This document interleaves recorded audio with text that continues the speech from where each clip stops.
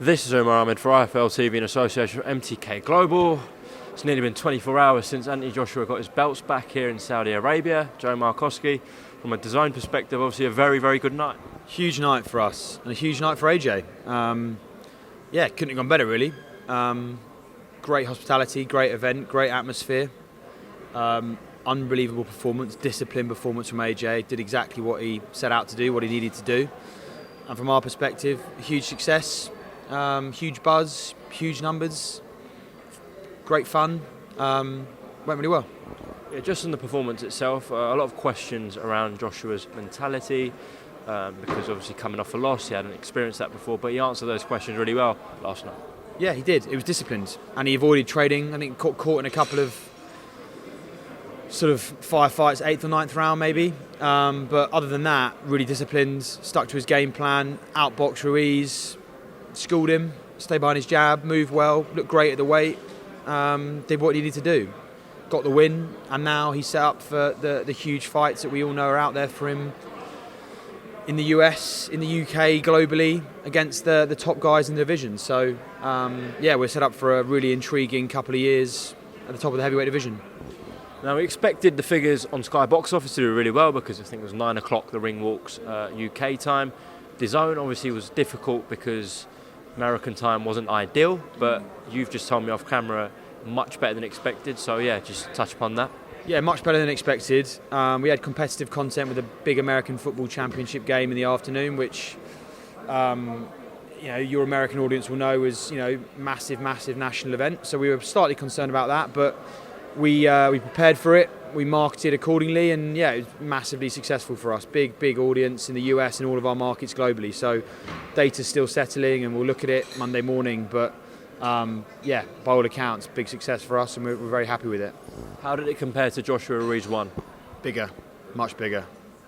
That is interesting considering the time difference. Yeah, it is, but the narrative and the sort of intrigue in the fight was there, right? It was the Rocky story with Ruiz. We pushed that. You had the sort of comeback, career-defining narrative around AJ. So, yeah, the American boxing fans got right behind it. East Coast and West Coast, especially on the West Coast with Ruiz's sort of Mexican-American heritage. So, yeah, huge night, big audience, and we're really happy with it, as I say. I've just seen Andy from Boxing Social nick my lens cap, so I'm just going to get that before we run to the airport. Okay. Cheeky bugger. Picking this back up with Joe. They're off to the airport, so he's running off with my lens cap, very strange. Okay, so yeah, a good night for Dazn. What do you think's next for Joshua? I think most people are thinking the IBF mandatory with Kubrat Pulev is what's going to be in store for him. Yeah, look, I mean, we had that conversation once Eddie's spoken to AJ. There's a hell of a lot out there for him, and we'll see what happens next. I imagine he wants to take a holiday and just chill out for a bit, because he's been a stressful second half of the year for him, no doubt, and he's performed like a champion last night, so he deserves a decent holiday over Christmas. Eddie, I'm sure, will be sitting down with him soon. He'll sit down with us shortly afterwards, and we'll get into that. But look, yeah, there's as I say, there's huge fights out there for him in the next 2 or 3 years, and he's given himself that opportunity last night with a hell of a performance. And we as his partners are very, very excited about that. Bar the YouTube card with KSI Logan Paul and Canelo's fights, was that the biggest feud fight? We'll look at the number. I'm not going to get into specific numbers. Obviously, the data's still settling. It was right up there. It was huge. And as I say, not just in the US, everywhere. We carried it in 8 or 9 markets. Yeah, huge numbers everywhere. As I say, Anthony Joshua is one of the few boxers who has genuine global superstar potential, and outside of boxing, sporting superstar status is there for him if he continues to perform, continues to carry himself in the way he does. So the numbers that we had last night globally speak to that. He's a true icon and ambassador for the sport, and he backs it up with performances like last night. So yeah, he's done himself no harm last night, and the fights globally for him in the next couple of years, as I say, are huge. Just out of interest, what countries are you talking about? Well, in all of our markets, the data I can see is in all of our markets, right? We're in 9 markets globally, European markets, Spain, Italy, Germany, Austria, Switzerland, Brazil, US, Canada, Japan. So that is a global set of markets spanning all the major continents of the world, right? So I can see that, and I can see the appeal he has. I can see the social numbers that he generates, the interest and intrigue in his fights. in all of our markets is huge. So that speaks, as I say, to his global potential as a top-tier sporting icon. And last night accelerated that sort of process. So we are delighted with it, and he's a fantastic partner. And as I say, the win last night and the performance sets up a whole load of huge fights in the next 2 or 3 years with the guys around the top of the heavyweight division.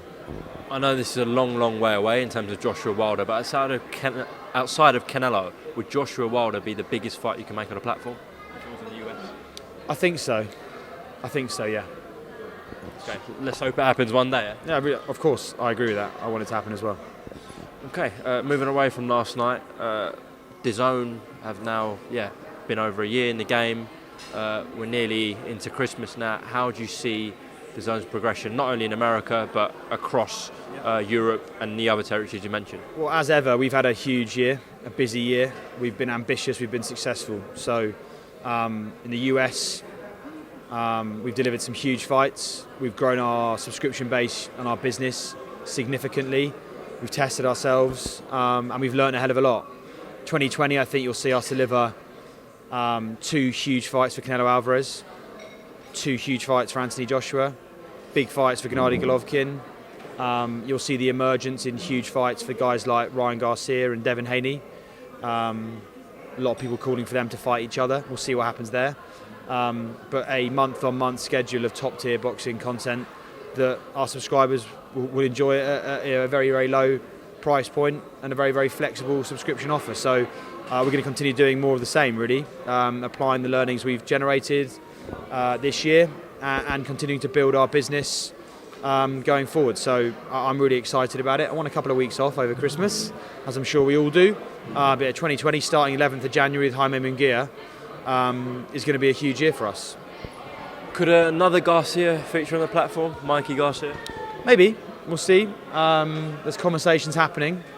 But let's see and watch this space for some announcements around that. We'll see where we get. But look, continuing to sign big names, continuing to test those guys in big fights, navigating the sort of BS politics of boxing to make fights happen that fans want to see. That's what I'm committed in doing, month on month, in 2020 as we have done this year. So more of the same, really. Just back to Joshua. Of course, his only fight in America was a loss, so I'm sure he wants to come back to America and get a win. Are you going to push Eddie and him to come back to America in the near future? Yes, we're going to do that because the fights in the US are bigger than fights elsewhere for our US business, and that's what I'm responsible for managing. So being transparent, our angle is going to be to make big fights happen in the US. Yeah, and that's just the reality of our business right now. So we'll obviously we know we are one consideration. There's domestic UK broadcast, there's financial considerations for AJ, there's a whole load of factors that affected this fight and where it happens. But we're going to, from our side, keep pushing for what makes most sense for our business in partnership with Team AJ and Team Matchroom. So, ongoing conversations about all of it. You mentioned you're going to deliver 2 fights for Canelo at least next year. There's been talks of Billy Joe Saunders, Andrade, but obviously that trilogy with Golovkin is still there. Has there been talks with GG Promotions and Canelo about making that fight? There's always talks about that fight, and we've said that publicly before. We want that fight. We were with Canelo last night, myself and John Skipper. We've got a great relationship with him. We've got a great relationship with Gennady Golovkin. We've got a great relationship with their respective promotional teams. So there's conversations to be had.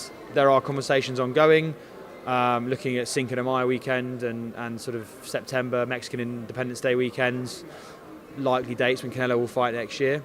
There's a whole load of options. He, a bit like AJ, the top of his division divisions plural, has sort of a blank sheet of paper in front of him with a couple of partners to speak with and build the rest of his career. So we're very excited about that. There are obviously considerations and priorities we have to drive our business with him as well as there are with AJ. But as I say, ongoing conversation, great relationship, and he understands what we need to make our business continue to grow. And we'll get into that in the next couple of weeks before Christmas. Are Dazn looking to acquire any other sports in the US? Yeah, we are, and the US is a unique case in our business. Most of our markets are football-led, soccer-led, Canada, NFL-led and Premier League-led. So, always on the lookout for new content in the US. The US, the big content with the big 4 leagues is probably 1 or 2 years away. The tenders the right sales processes will start relatively soon, next 12 months, and we're looking at those already. Our ambitions are big. We know we need to invest in more content. That won't change our investment plans in boxing. We are focused on building a very healthy boxing business led by the US market, but with global implications as we grow globally. So and last night that was replicated, huge success for this event in all of our markets. So big focus on boxing in the US right now. That will continue, but we'll always on the lookout for new opportunities to grow our business with other content outside of boxing and across the world of sport. Okay, Joe. Well, listen, congratulations on the first year of Dazn, acquiring Canelo and Golovkin, and obviously Joshua was there through the Matchroom link, Devin Haney, Ryan Garcia. As you said, I'm sure there's more to come in terms of big signings, and we look forward to 2020 on Dazn. Yeah, great. Have a great Christmas, everyone. And you. Cheers, Joe. Thank you. He is special. Absolute dynamite. Oh my goodness. Here we go.